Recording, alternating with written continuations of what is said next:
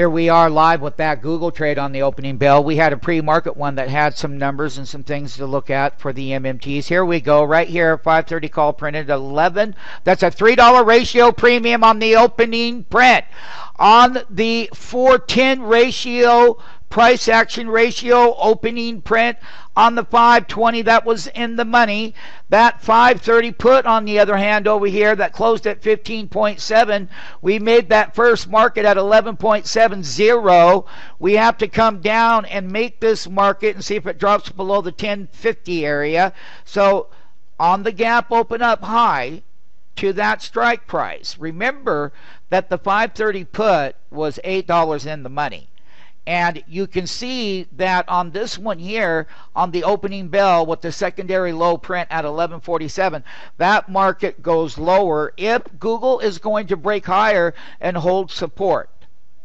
Watch the first 1 minute print on the call and put ratio weighted markets relative to the equity price. So take a look here. We 4.10, and now on the 530 call, that was out of the money. That has a 2.5 ratio, but it's pulling back off of the highs. Okay, now this one here is hitting a low, and it's making a market. Now, we need to find out if we're going to break up in the delta highs. Well, this is going to come down in a bid, and these will continue to peak. So we look at that weighted price based on the directional price movement up or down relative to how the premiums are getting price action weighted at the current market. Are they being inflated, deflated? How do I verify that? How do I even understand that part of it? Here we are right now with the high not being taken out. We are in 3 minutes of the price action opening bell. This price here had made a 528.61 so far. We can see the bid, we can see the ask, we can see where that low end of that 530 put, we can see where this waiting is getting some price action based on the fact that we can't break those highs. That's why it's holding the bid. Now, on the other piece of the coin is that the price action inflation over here in the peak, the ratio high is 11.4. Okay, and we're currently at a bid now of 1070 by 1080. That means we're falling below that peak ratio right here, printing at 2.60 there at a $7 price increase at the current bid and ask at 7.67 ratio between the buyer and the seller of that previous day's close. So there's your ratio top down trade coming into play. Here it is. Google is reversing with a 3.6 to that lower teeny line right above that 528 handle and some pennies right there with the diamond alert with a 3.6 reversal on the opening bell. This one right here is the NASDAQ comp on a 3.6 right at the top. This one right over here at the top is that S&P. Okay, bam, look at that delta expansion right up to that 1180 mark, and I talked about 1186 in pre-market, got to close above it. Now on the other hand, when you look at the fear indicator trying to get a bottom there, there's that big gap down bar. All of this happening in the 5 minute opening bell between who? The public and the transaction models that go on. We can see reversals on Google over here. There it is. Watch this one, because if the VXN is a fear indicator, if it stays at very low levels, then these pullbacks are going to have support levels. But if this goes up in value, then the volatility goes, and then the pullbacks are going to be wider. So based on the Google right here, Google right now in the brain, we can clearly see it's at 8 and 0 here, and we can see a 3 minute, 6 minute, we're working on a 9 bar. Okay, we know that at 77 penny reversal times, and it's at 0, so it can come down. So basically you can take a look here that the put side put the bottom in at 1130. That call, which we just went through, now the bid is 1030 by 1070. They're not stealing a lot of premium out of it, but it's well off the high of 1140. Okay, now you can see that that high was 530.45 and 528.12. Now, within the actual MMT, you need to see a bid pop in the IR, and you need to see this 0.54 breaking that 0.67 high. And if you contract below it, well, then we would continue to go lower in price. You can see here, we finally got weighted at the lower end of that 530 put. Now, we talked about it in the pre-market of why getting that low and getting the entry, you're going to get a dollar yield. And you're going to have to learn that if it's 1210 by 1240, how do I exit something like that when I'm in the middle of all of this going on right here?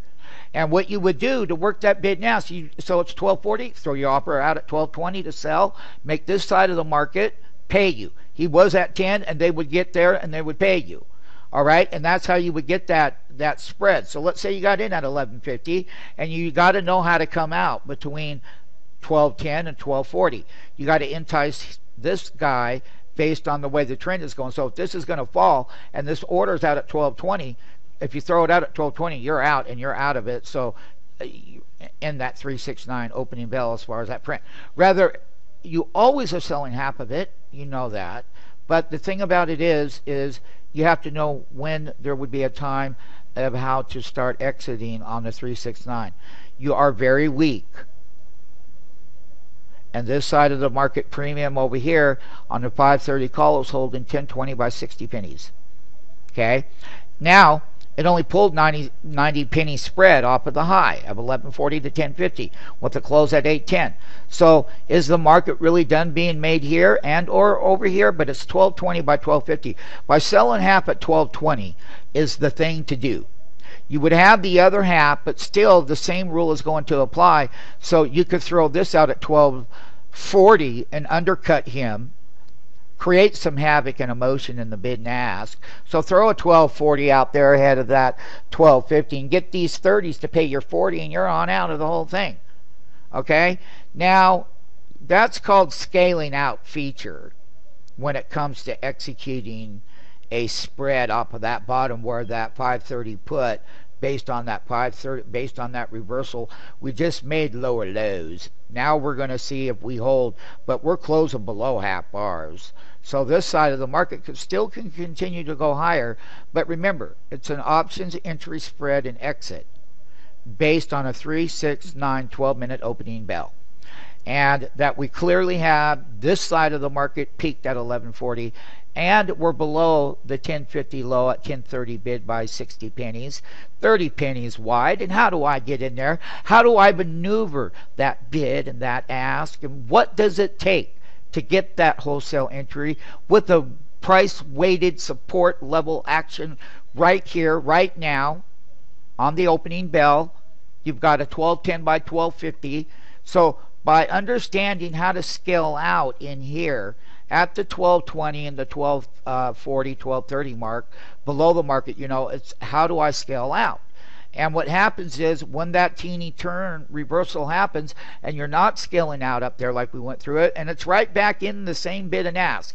But you got to know that it's a 12-minute move in the price action, okay? And that you're just taking that profit whether it wants to go higher or not. Doesn't matter. You made your spread. You can always get back in. So if we do reverse and we do break higher, you could drop this bid right here. You could drop it to $10.60 right now, or whenever that would happen. You would put the lower end of that high down here at about 1060, 1070 bid, but you would have to have a total reversal here. We don't have it yet, but whenever that time period does come in, we are 11 minutes into the opening bell with the 530 call with an intraday opening bell high and an intraday low within 11 minutes with the previous day's close of 810. And how to get weighted between calls and puts and what the premium ratios are. How do I apply this very trend in price action to weighting both prices of this market? And not only that, let us not forget about the 520 call that hit a peak of 1720, and it too dropped $1 off its high. Once again, we'll revisit this. This is a 11-minute price action opening bell. Let's keep the reality of the timestamp and the price movement and everything that we're doing here, and how this 12 bar is working right now on that super right elbow gap up to this very teeny pullback. When do we make a market is when the diamonds pop higher. And you have to pop above these other reversal diamonds on the upside. So there again, 1210, 1240. Here again, holding a low of that 1050, 1080 off that right here, 1020. And we are now 12 minutes into the opening bell. We have a bid pop in play. There's your gap right here. Bam. That's your first reversal within the 12-minute time stamp. You must consolidate above the half bar. You must have diamond elevation in price action. Here, once again, learning how to exit out of the put on the opening bell, and how this side of the market made its peak and came down. Now it's holding its bid and ask because this ratio is at 44, which is very nice. And you can see your 1630. Now look at that 520. Look at the bid and ask. Look at that, 70 cents wide. Now look at the premium here, 40 cents wide. Now look at it. This is breaking to the highs and this is breaking down. Once again, it's knowing how to sell the high end of that first entry. We are now 13 minutes into the opening bell with the 3-6 diamond reversal, but you must get back above this closing, this low diamond here on the opening bell to the upside. This must continue to go up toward 95. You got to get above the 55. You've got to see where that ratio is going to ascend to 6.7 ratio high opening bell. Once again, this must tick above 55. 77 pennies per action line. Once again, the MMT would want to confirm by opening up the hood. You would want to confirm this bar closing above the half, which is right now, let me make sure I have it right. It looks like 80 pennies above the previous half bar in the column there. And that means that you're at 56. You must get above 65. As you run north in that, you will watch that intraday high, breaking that intraday high based on that teeny diamond breakout. And if I'm ascending, I got to keep that number above the previous half bar. That's got to keep going mathematically your way. And as long as that happens, MMTs, then your price actions will go higher here and come back lower here where I said put the bid out at 1060 or whatever it was. But the lesson learned was how did I sell that high print? And I'm out, and this side is coming down, and this side is going back toward the highs because we're breaking above the previous half bar in a 3-minute. It is a 15-minute price action bar opening bell, exactly a 3, a 6, a 9, a shallow 9 with an immediate SMF, market maker transaction by action bar, bam, ascending ratio above the previous half bar, bam, peaked on that side of the market, all within. Going on now, a new set of 3 with a diamond pop. As the diamond pops, that goes down and this goes up. And this is the complete, but you have not closed above this diamond here. And you must close above this live action diamond in this 15-minute opening bell on the exchanges and how Google would trade equally in price volatility. Narrow range, you would be looking for a narrow range top. If you get a narrow range top like you had that, a possible reversal would be confirmed with the down bar. We know that. Diamond drop. There it is. I'm going to conclude it. 1150 by 1180 over here. We did not break that 1140 high. So we can see what kind of premium adjustments that they're given with the counter trend reversal. You did not, but you had a spread from 1140 to, so you had a spread here of 12, 10, 20 wholesale, and you'd be exiting out here. And you'd be looking at buying over here again. Remember, you were exiting out at 1220, 1230 up in here, 20 pennies below it. And you were getting people to buy your transaction 20 pennies below that high. That's why you already got that profit. Now, over here, on the other hand, you would be selling up here into the high of that move. Why? Because we're going sideways and we haven't broke down and we haven't broke out. And I'm going to conclude the live opening bell on how to wait a 530 call and a 530 put with a gap sequence on an SMF, market maker price action opening bell. How do I square a market between the buyer, the seller, and how do I weight that at both market levels and price action levels? What are the skills that are applied to do so? And understanding the options volatility market is to understand where premium adjustments are no longer what they once were. They're totally different. And most people have never ever caught on to that one, but we're not even going to talk about that. We got a reversal. I conclude it. You got triple diamond. So you'd be buying over here, just like I said. And you would have been you're sold up here. See where the 1130 prints went off? See the 1130 print? You're selling up toward the highs. Okay? And the thing about it is that the most common mistakes that people make is knowing when to exit in an options pricing environment in this venue here. Based on this venue is the equity movement to the downside and to the upside, to the reversal side. But how do I apply it? How do I make sense of it? Once again, great way to make a market long over here, taking the profits up at the highs over there. Now, the places that we would like to see this, we'll set alarms now at $9.80, $9.40, $9.10 on the downside there, and then we'll start the bids at 880 to 840 bid and ask ranges. On the lower end of this would be 840, you know, somewhere in there, 840, 880.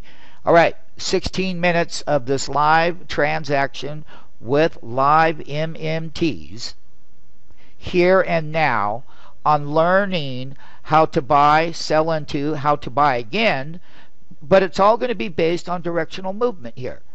And that's a 3, 6, 9, 12, 15, 18, 21 pennies to the opening bell. Not only that, you're sliding half of that bar and you're taking out that and you're coming back to this original test that moved these on both sides of the market. So you got a 1050 by 1070 now. So when you were selling up here at the 1130 area, you're doing the right thing.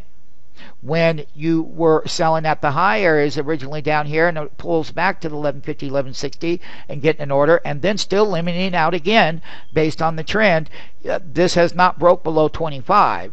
So you would throw a 1220 out there on half and have them buy that side now, and you would make the market 12 by 1220. And you're making up between the buyer and the seller. Now, you will get lifted. Somebody will take your order. If this diamond pops up, well, then the 1220s will get printed. But look at the bid and ask, and look at the bid and ask, and look at where we're at, and we're below 45 at the price. You're at a 0.53. You're not breaking above 60 here. That's why you can't break higher here in the price action.